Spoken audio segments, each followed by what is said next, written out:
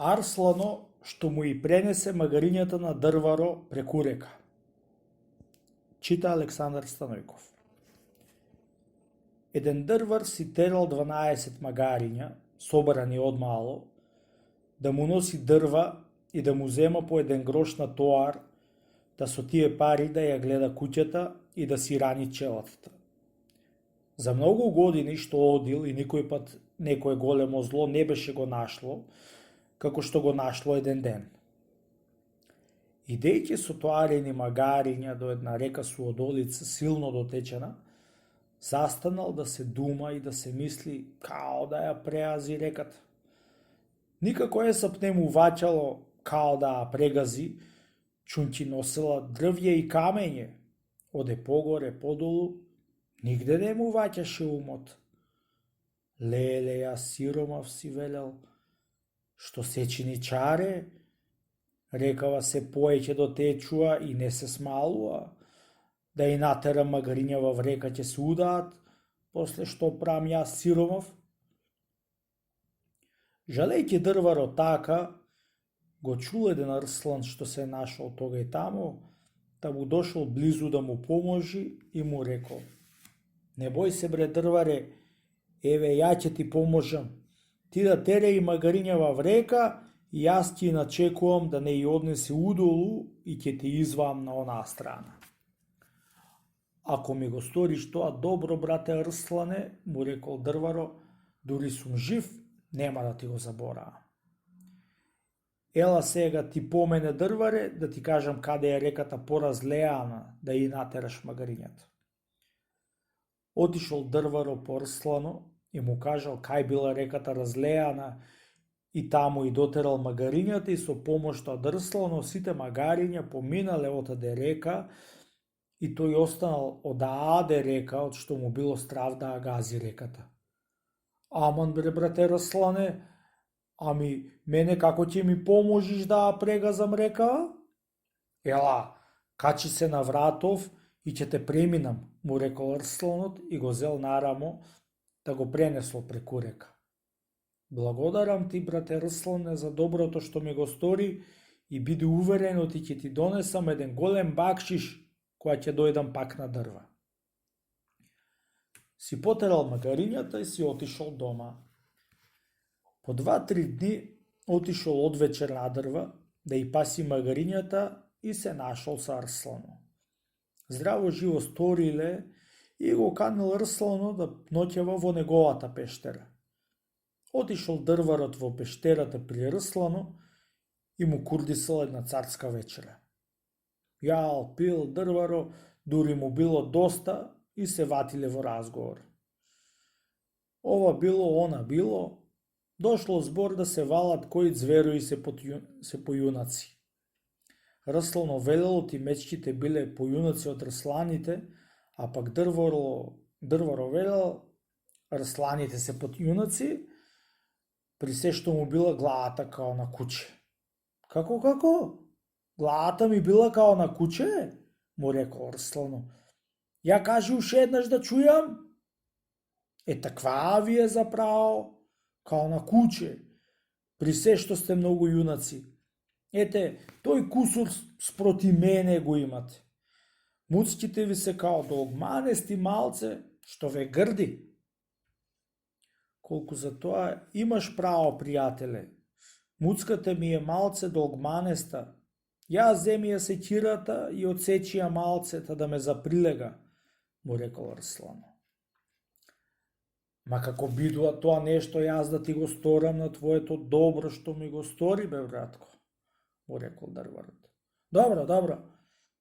Јас што ти велам, стани, земи ја секирана и подрамни ја муцкава што ти грди. На тоа згора стана, ја зеде секирата и му пресече троа од муцката. Сега ако сакаш седи овде да си лежиме, ако неќиш, ој си кај магарињата, му рекол. Кај магарињата ќе одам да не ми загине некој и после кај да одам од стопанот, му одговорил дрварот. Кога сакаш, ај ој си со здравие, ама пак кога ќе сакаш да доиш, да не ме забораиш, му рекол Арслано и го испратил. По време пак дошол дрваро на дрва и го побарал Рслано да му оди нагости, чунки напре му се нагости. Едно го вида Рслано и од кога се здравува, седнаа да седат и наместо да му готви вечера, му покажал подсечената рилка. Ја видим ово рилката, бре дрваре, дали се познаа раната што ми ја пресече.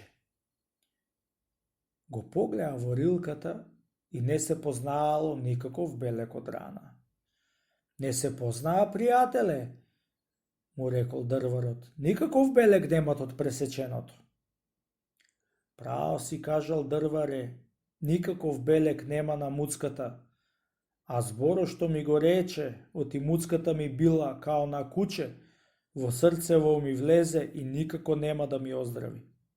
Абре, никакви коеден, како го забора и моето добро што ти пренесов магарињата и тебе преку една силна река.